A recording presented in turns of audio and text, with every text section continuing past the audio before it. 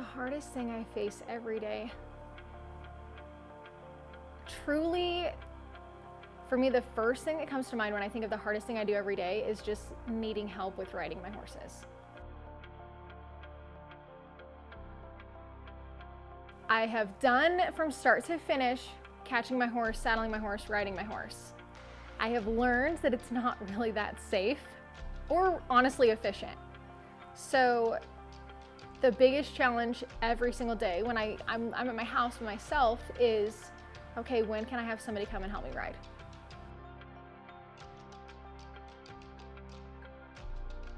So I gave a speech on overcoming obstacles that I had written actually before my accident, but gave it 3 months to the day after. A couple weeks after that, I was able to get a message from a kid that had written his suicide letter, but decided that after hearing my speech that life was worth living. I think that that moment was a pivotal moment for me in realizing that this chair was bigger than me, right? There was more to it than just the frustrations and the daily pain I was going through, that there was a bigger purpose to serve.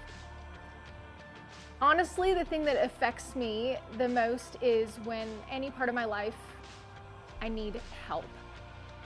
So I've worked really hard to build my independence back since my accident. I've worked really hard to build every piece that I've been able to do.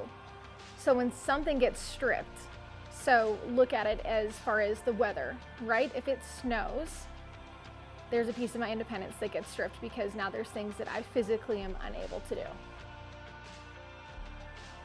I still wake up in the morning with the goals that I have, with the obstacles that I face, with the things that I enjoy, the family that I love. I'm still a normal person, but I have an opportunity to change lives every single day. The person I've been able to become is, I hope, a beacon of light. You know, for me, this chair is challenging. For me, this chair is not ideal, but the opportunities I get to have because of it are truly what has shaped me into who I am. I can say that I'm very proud of the fact that I've turned something that honestly takes people down a really dark path into what I hope instead is a beacon of light. When I bought my house, I wanted it to be that I could live by myself. People came over because I wanted them to come over, not because I needed them to come over. And that was a huge goal for me inside. When I very first got back into competing, we weren't really sure how everyone was going to take it. Truly, I didn't care. I mean, I'm not out there for anybody else. I was out there for me. But very quickly I learned how supportive my rodeo family is. It doesn't matter if I'm at a $30 jackpot or I'm running at the American, I have people cheering. That's pretty amazing in itself. And on the aspect, like I said, I thought I was running for myself. I'm not running just for myself. I run for, I don't even know, thousands of people.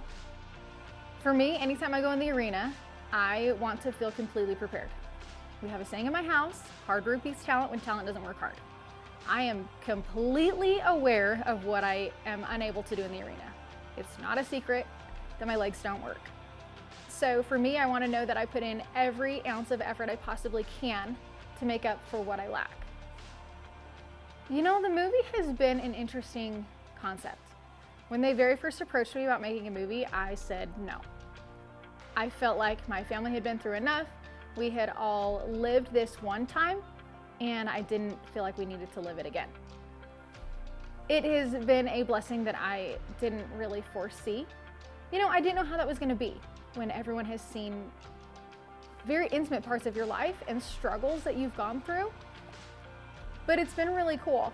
I mean, I've had an opportunity to reach people across the entire globe that possibly I would not have otherwise. The advice that I give to people who I feel like are in any challenging situation is, one, it's okay to have bad days. I think that our world tells us that we're not allowed to have those. We're supposed to wake up and be fine and put a little dirt on it. When in all reality, sometimes life sucks. It's the little kids. It is those ones that I think that just stick out to you the most. So when I think back through my last 10 years, there's a crazy amount of time of when my heart has been completely touched. And it is those little kids. And I think it's because I felt like when I got in this accident that I lost the ability to be a hero. I felt like I'd given up a cape, right? Given up that part of me, because who wants to say, oh, I want to be like you when I grow up, when you're sitting in a chair? And I felt like I lost that. So when these little kids still come up to me and that's what they say, I mean, wow, right? Like that is when you know you're doing something right. When these kids are doing wax museums and they want to be you. I'm thinking there are way cooler people in the world, but they pick me. Next 10 years, speaking wise, I'm going to speak in all 50 states. Rodeo wise, I'm going to make the circuit finals, the national finals, back to the American.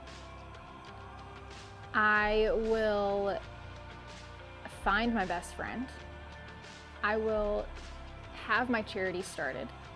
I will have written another book, if not a couple. And